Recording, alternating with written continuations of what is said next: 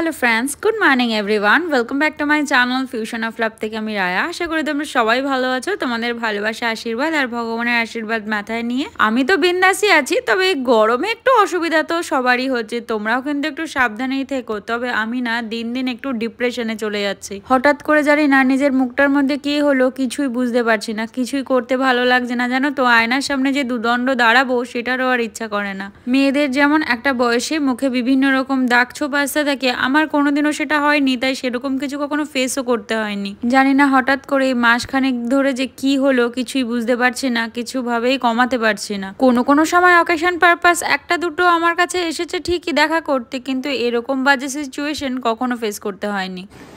এখন প্রায় অলমোস্ট 11:30 মতন বাজে। আমি সকালবেলা ঘুম থেকে উঠে ফ্রেশ হয়ে আমার স্কিন কেয়ার যতটুকু করার থাকে সেটা করে, গরম জল খেয়ে সমস্ত কিছু কমপ্লিট করে আজকে মা আবার মাথার মধ্যে এই গরমের মধ্যে ওই মার যে সেরামটা রয়েছে সেটাও দিয়ে দিয়েছে। এখন আসলাম আমার যে ড্রাই ফ্রুটস মা রেখে দেয় সেটা খেতে। সকালবেলা আমার ড্রাই ফ্রুটসে থাকে হচ্ছে, দেখাচ্ছি তোমাদের, এই 4টে আমন্ড থাকে আর থাকে 2 ডেটস। এটা হচ্ছে আমার প্রত্যেক দিনই রুটিনের মধ্যে পড়ে। তবে আজকে ভেবেছিলাম কিচেনে একটু তাড়াতাড়ি আসবো। এত এক্সট্রিম লেভেল গরম যে আমার তো কিচেনে আসতে ইচ্ছা করছে না। আজকে স্যাটারডে, রান্না যেহেতু একটু কমই রয়েছে, খুব বেশি রান্নার পার্ট নেই, কিন্তু এই গরমে কিচ্ছু ভালো লাগছে না, কিচ্ছু না। একটু যেখানে রান্না করবো সেই ইচ্ছাটুকুনি নেই, কিন্তু কিছু করা নেই, করতে তো হবেই। এটা খেয়ে একটু বসে তারপরে রান্নাতে আসবো। অনেকক্ষণ বসে সময় নষ্ট করে চিন্তা ভাবনা করে কি করব না করব, তারপরে এই কিচেনে আসলাম, কারণ রান্না করতে হবে। আর আজকে বললামই তো একদম সিম্পল রান্না, পটল আলুর তরকারি হবে। পটল আলুর জন্য মা পটল আলু সমস্ত কিছু কেটে ভেজে রেখে গেছে, যেন আমার কোনো রকম প্রবলেম না হয়। এই গরমের মধ্যে আমি রান্না করি এটাই মা চায় না, কিন্তু এই যে মাকে একটু হেল্প করি, এসে মা পুজো টুজো দিয়ে এসে না অনেকটা লেট হয়ে যায়, মা আর ফুলিয়ে উঠতে পারে না। তা আমি একটু ঘরে যখন আছে একটু সাহায্য করলে ক্ষতি কি, আমারও শেখা হয়, মাও একটু এগিয়ে থাকে। কারণ আসার পরও রান্না করা, ঘরের এই রান্নাঘরের কাজকর্ম করা, কত কাজ থাকে সেটা তো তোমরা জানোই। কখনো সময় পেলে তোমাদের একবার শেয়ার করবো। আর কালকে যে পনিরটা দেখলে না, আগে একদিন পনির রান্না করেছিলাম পটল দিয়ে, তো পনির কিছুটা থেকে গেছিলো, মা শনিবারে রান্না করবে দেখে রেখেও দিয়েছিল। সেই পনিরগুলো দিয়ে অল্প একটু পনির আর অল্পই পটল অল্পই আলু, খুব বেশি তরকারি বা কিছু এই গরমের মধ্যে একদম ভালোও লাগছে না, মানে অসহ্য লাগছে একদম।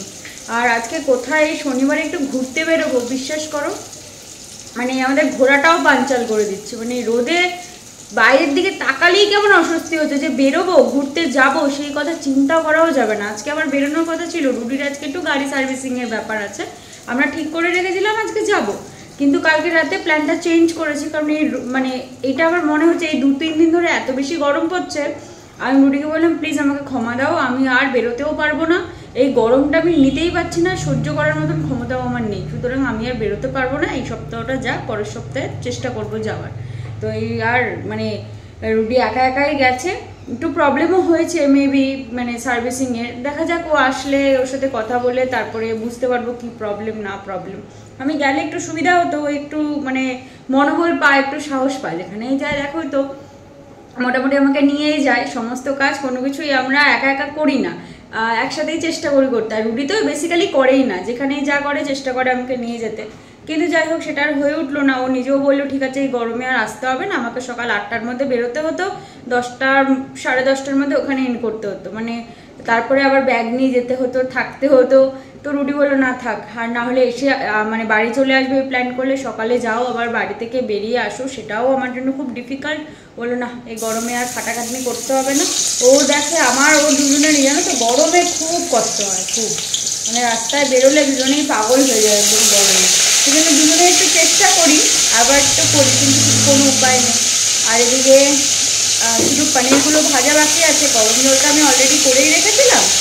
আর এইদিকে ভাত অলরেডি করে আধা করে বন্ধ করে দিয়েছি, কারণ মা তো ভাত বন্ধ করে কিছুক্ষণ রেখে দেয়, আধা ভাত হয়েই থাকে, তারপর আবার একটুখানি চালিয়ে দিলে ভাত হয়ে যায়। আমি এখানে পনিরগুলো ভেজে গরম জল করে রেখেছি, গরম জলের মধ্যে দিয়ে দেবো। এটা ভাজতে থাকি। তোমরা একটু রেস্ট নিয়ে নাও, তারপর আবার তোমাদের আড্ডায় ডেকে আনছি। পানিরগুলো মোটামুটি ভাজা কমপ্লিট হয়ে গেছে, মোটামুটি না সবই ভাজা কমপ্লিট হয়ে গেছে। একটু গরম জলের মধ্যে দিয়েও দিয়েছি, কিছুক্ষণ গরম জলের মধ্যে থাক, মশলা কষাতে কষাতে গরম জলে যতক্ষণ থাকবে পানিরটা একটু সফট হবে। আমি এদিকে মশলাটা বানিয়ে নিই, গ্যাসটা একটু অফ করেই দেবো এখন, কারণ মশলাটা হয়নি। এর মধ্যে টমেটো, লঙ্কা, জিরের গুঁড়ো, ধনের গুঁড়ো, আর আজকে একটু ভাবছি আদা দেবো, ওই ছোট্ট মতন দিয়ে ভালো করে এটাকে পেস্ট করে নেব। ম্যাগি মশলা দেবো না, যেহেতু ম্যাগি মশলার মধ্যে নাকি রসুন থাকে, তো মা এই স্যাটারডে বারণ করে ম্যাগি মশলাটা ইউজ করতে। আর আমি সোমবারও কোনো কিছু রান্না করলে ম্যাগি মশলাটা ইউজ করি না। তো এটা পেস্ট করে নিই। এটা হতে আর কতক্ষণ লাগবে, তাহলেই আজকে আমার রান্নার পার্ট শেষ। তারপরে মা এসে আজকে আমার সেই মানে অপছন্দের পাট শাক রান্না করবে। রোজ পাট শাক হয়, রোজ রোজ। কি যে ভালোবাসে আমার বাবা খেতে আর আমার মা খেতে পাট শাক। কালকে কাকি, পাশের বাড়ির একটা কাকি, মানে নিমাই কাকি, তোমরা তো চেনোই, নিমাই কাকি এত পাট শাক দিয়ে গেছে, এত। আর কচি কচি পাতা, মা ওটাকে কেটে কুটে কালকে রাত্রেবেলায় রেখে দিয়েছে। মা তো জানোই যে ম্যাক্সিমাম কাজটা সকালে ওঠার কাজটা রাত্রেবেলাতেই করে রাখে, নাহলে মাকে ওরকম দৌড়ে উঠে মা আর পারে না, কারণ মা তো সকাল থেকে ঘুম থেকে উঠে দৌড়াতে শুরু করে, তোমরা তো জানোই। তো না হলে না কুলি উঠতে পারে না। বাবা একটা টাইমে বেরোয়, আবার এসে একটা টাইমে খাবে, এত কাজ সকালবেলা মার পক্ষে পসিবল হয় না। আর আমি তো সকালবেলাটা অনেকটা দেরি করে ঘুম থেকে উঠি, নাহলে মার সাথে হাতে হাতে করা যায়। কোনোদিনও সকালে উঠে একদিন শুধু তোমাদের মা সকাল থেকে রাত অবধি কি কি কাজ করে সেটাই দেখাবো। তাহলে তোমাদের দুটো ব্লগে দেখাতে হবে, একটা ব্লগে পসিবল হবে না, এত কাজ করে সারাদিনে। মশলাটা পেস্ট করে নিই, একটু রেস্ট নাও তোমরা। চলো তোমাদেরকে একটু বাইরের রোদটার সাথে দেখা করে নিয়ে আসি। যে বাইরে সূর্য মামা কি লেভেল ব্লাশিং করা শুরু করেছে। মা স্নান টান করে এসছে, এই জামা কাপড়, মা বলে আমাকে একটু জামা কাপড়টা বের করে দে, আমি একটু মেলে দিই। মানে মানুষ কেটে দিলেও মনে হয় এখন শুকিয়ে যাবে, একদম কড়া হয়ে যে এইরকম লেভেল রোদ। মানে আমি আমাদের গেটের সামনে দাঁড়িয়ে তোমাদের সাথে কথা বলছি, কিন্তু সেখানে দাঁড়ানোর মতন উপায় নেই। বাবারে কি বাজে রকমের রোদ গো, এই সামনে যাওয়া যাচ্ছে না। আর আমার মা স্নান টান সেরে এই জাস্ট আসলো জল টল নিয়ে, এখন ওই তুলসী তলায় জল দেবে, সব কিছু করবে। রোদের মধ্যে পা দিয়ে দাঁড়িয়েছে, দেখো বেচারা পাটাও দিয়ে রাখতে পারে না। এত গরম কি করে পা দিয়ে থাকবে, পুড়ে যায় পাটা পুরো। কালকে মানে ঘরে এসেছে সব কিছু করে, পুরো মনে হচ্ছে স্নান করে এসেছে। অনেকটা সময় লাগে, তুলসীকে জল দেয়, তারপরে সূর্য মামাকে জল দেয়, সবাইকে জল দিয়ে ঘরে আসতে অনেকটা সময় লাগে। দেখো হাওয়া দিচ্ছে, গাছের পাতা নড়ছে, বুঝতে পারছো? গাছের পাতা নড়ছে ঠিকই, কিন্তু সেই হাওয়াটা একদমই আমাদের কাছে মৃদুমন্দ বাতাস হয়ে আসছে না, সেই হাওয়াটা আমাদের গায়ে লু হিসাবে রিটার্ন লাগছে।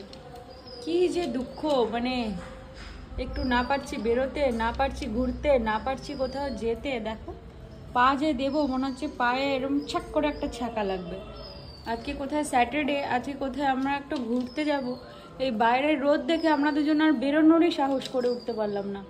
মা সকালবেলা উঠে মায়ের এই কটা জামা কাপড় ধুয়ে দিয়েছিল, মা বাবার সব কিছু। ও সকাল পেরিয়ে দুপুর হওয়ার আগেই শুকিয়ে গেছে।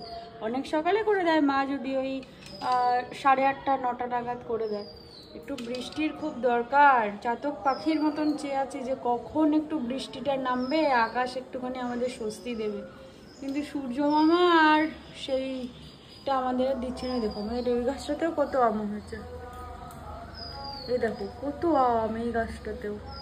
একটু জল পেলে আমগুলো একটু স্বস্তি পেত, কিন্তু একটু জল তো দিচ্ছে না, আমগুলো একটু নষ্ট হয়ে যাচ্ছে। এমনি জল দিচ্ছি, কিন্তু বৃষ্টির জল, ন্যাচারাল যে ওয়াটার, যে পরিবেশ যে জলটা দেবে, সেই জলের মতন কি আর আমরা জল দিতে পারবো? কি অবস্থা। বাইরে দাঁড়িয়ে থাকাটা যতটা কষ্টকর, আর রান্নাঘরে দাঁড়িয়ে থাকাটা ততটাই কষ্টকর। তাই আর বাইরে সময় নষ্ট না করে ঘরে এসে রান্নাটা চাপিয়ে দিয়েছি। কড়াইতে তেল গরম করে তাতে সাদা জিরে আর কাঁচা লঙ্কা চিড়ে ফোড়নে দিয়ে দিয়েছি। তারপর মশলাটা দিয়ে এখন ভালো করে কষিয়ে নিচ্ছি। সামান্য তেল ছেড়েছে, তাই মশলার বাটি ধোয়া যে জলটা সেটা দিয়ে একটু ভালো করে কষিয়ে নেবো। এবার তোমরা তো জানোই যে আমি রান্নায় গরম জলটাই বেশিরভাগ সময় ইউজ করি। তবে যখন মিক্সিতে কোনো কিছু পেস্ট করবে, মিক্সি ধোয়া জলটা যখন ব্যবহার করবে না রান্নায়, মিক্সিতে কখনো কোনো সময় গরম জল দেবে না। এতে মিক্সার গ্রাইন্ডারের যে বাটিটা সেটা তো ক্ষতি হয়, আর খুব অল্প পরিমাণে ঠান্ডা জল ব্যবহার করলে খুব একটা ক্ষতি হবে না রান্নার। ইদানিংকালে আমাদের বাড়িতে দেখা দিয়েছে জলের সমস্যা, না ট্যাঙ্কে জল উঠছে ঠিকভাবে, না কিছু জলের স্পিডটাকে কমিয়ে রাখছে, কোনোভাবে কিছু করা যাচ্ছে না। টেনে টেনে ঘরে জল নিয়ে যেতে হচ্ছে, ট্যাঙ্কে জল উঠছে না, খুব হিসাব করে জল চালাতে হচ্ছে। ঘরে তো নর্মাল টাইমের জল পড়েই না। তোমরা জলের ফ্লোটা দেখো, এটা পুরো ফুল চালানো, এটা জলের ফ্লো। এই বালতি ড্রাম করে করে সব ভর্তি করে করে রাখতে হচ্ছে, কোনো উপায় নেই। এখন আমি এসেছি স্নান করবো দেখে, দিদুন স্নান করবে, তারপর আমি স্নান করবো, তাই জন্য বালতি ভরে রাখতে। এবার আমাদের কলটা যদি আমরা ঠিকঠাক বন্ধ না করি, না ট্যাঙ্কে জল উঠবে, মেজমাদের জল উঠবে না, কোথাও জল উঠবে না, কি বিপত্তিতে যে আমরা পড়েছি মানে বিশ্বাস করতে পারবে না। একে তো এই গরম, তারপরে আবার এই জলের সমস্যা, মানে চারিদিক থেকে আমাদের একদম চেপে রয়েছে। আজকে আমার সব কিছু তাড়াতাড়ি কমপ্লিট, রান্না বান্না কমপ্লিট হয়ে গেছে। মায়ের সঙ্গে শাকটা করবে আর ঘর গুছাবে। আর বাড়ির নিজের গাছের কিছু থাকলে এত ভালো লাগে। দেখো আমাদের 3টে পেঁপে হয়েছে, পেঁপেগুলো এত ভালো স্বাদ খেতে না। এগুলো পেকে গেলে এত মিষ্টি হয়। আর তুমি যদি সবজি রান্না করো তার মধ্যে যদি কাঁচা পেঁপে দাও এত ভালো হয়। কত লোকজন তো নিয়ে নিয়ে বিক্রি করে দেয়, আমাদের কাছেই এনে আমাদের কাছেই বিক্রি করে, কিন্তু নিয়ে যায়, আমরা সবাইকে কিছু বলি না, কারণ এত পেঁপে পাখি খেয়ে নেয়, কাঠবিড়ালি খেয়ে নেয়। কি বলবো, ওদেরকে তো আর কিছু বলতে পারবো না, ওদের জন্য আরো অনেক পেঁপে নষ্ট হয়। আমাদের লেবু খেতে তো আমি কত ভালোবাসি তোমরা জানবে, তাও আবার গন্ধরাজ লেবু। কত লেবু দেখো, এখানে 1 2 3 4 5 6 7 8 9 10 11টা ছোট্ট ছোট্ট সাইজের লেবু আছে। দেখো ফুচকা ফুচকা সাইজের লেবু। তোমরা যতক্ষণ রেস্ট করছিলে, তোমাদের গরমের মধ্যে এই রান্নাঘরে আর টেনে এনে জ্বালাতন না করে আমি কিছু কাজ এগিয়ে রেখেছি। পটল আর আলুটাকে মশলার মধ্যে দিয়ে দিয়েছি যেন ভালো করে মশলার সাথে কষানো হয়ে যায়। এদিকে ভাতটা যে বন্ধ করে রেখেছিলাম, ভাতে আগুন দিয়ে দিয়েছি, কারণ ভাতটা বেশিক্ষণ বন্ধ করে রাখলে নষ্ট হয়ে যাবে। এদিকে আমার খাবারটাও নিয়ে নিয়েছি। আজকে মা একদম ঠিকঠাক আমার খাবার বানিয়েছে 1 গ্লাস, নাহলে মা প্রত্যেকদিন 2.5 গ্লাস করে খাবার বানায়। এই খাবারটা 2.5 গ্লাস করে খাওয়ার কোনো মানেই হয় না। এই যে খাবারটাও নিয়ে নিয়েছি। আর ওদিকে অনেকটা তেল দিয়ে দিয়েছিলাম, তেলটা একটু তুলেও রেখেছি যেন এক্সট্রা তেল, আমি তো এমনি কম তেল খাই সেই জন্য।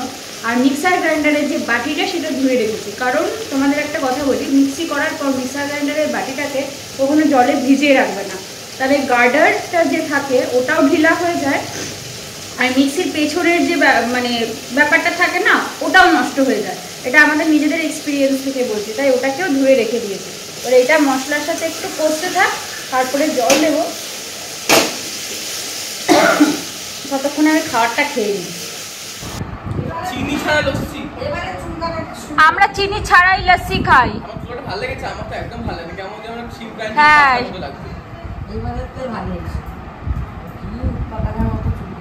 এইবার চুল কাটাটা তোর একটু কেমন অদ্ভুত লাগছে, আমার কেমন মুখটা চিপসে দিয়েছে।